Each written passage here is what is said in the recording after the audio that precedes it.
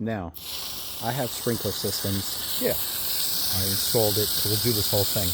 I'm just looking at these certain sections right now because, of course, look, I've added soil, I've added peat moss, and I know my bad areas, so I'm extra watering these zones. Now, I also try to get here around 4 o'clock.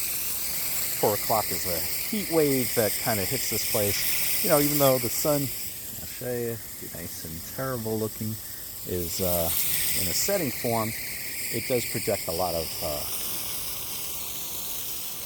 sunlight to these areas.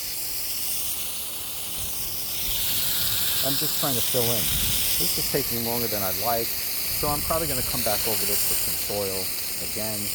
Over there is filling out very nicely. This hill is filled out very nice. A couple little spots, I'll throw a little bit more seed. You see a little crabgrass there, I'm going to pull that.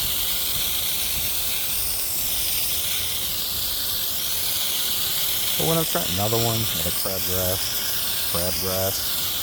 That's the other thing too.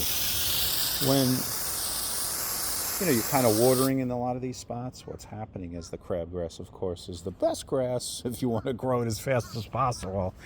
But yeah, it just takes off. It's an amazing grass. It truly is. Also, waking up these Japanese maples. This guy was buds the other day. Just trying to make sure that everything is kind of waking up in the sun, especially when there's some nice little sunlight around. Over here, put these Japanese kind of spider plants, and I want to make sure those are taking a little bit of the garden carpet there, and that will spread nicely. Those things do very well. That thing does spread. It should kind of start to take over that whole zone.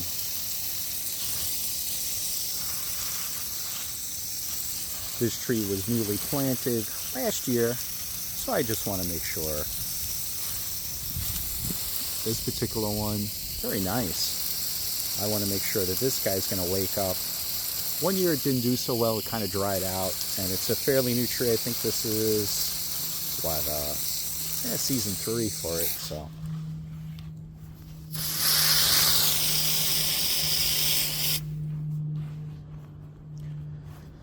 even with all my sprinklers, yep, I'm still out here watering. It's crazy.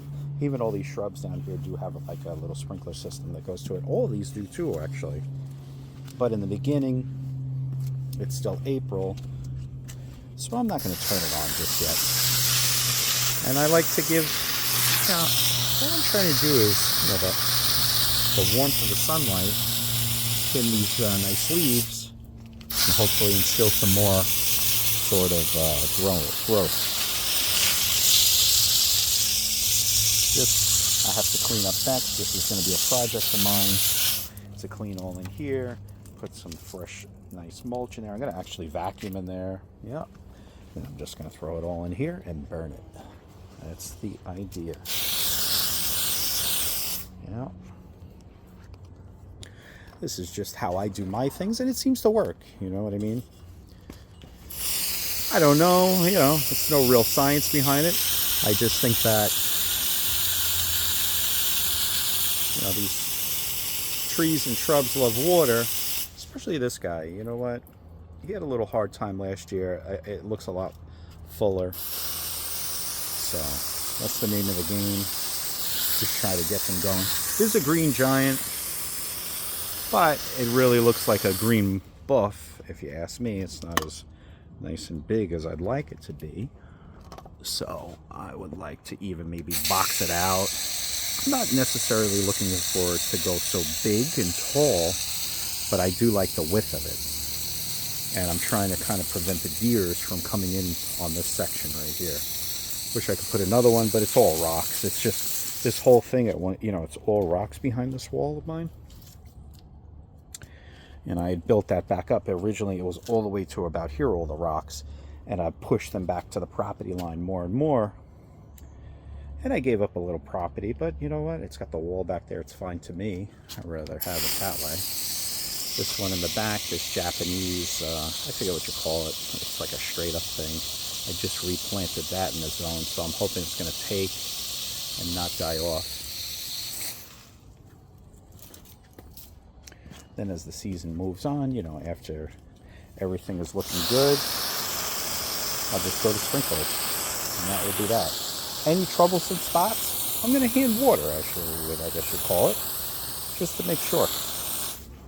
Just want to make sure that every little part is getting what it needs.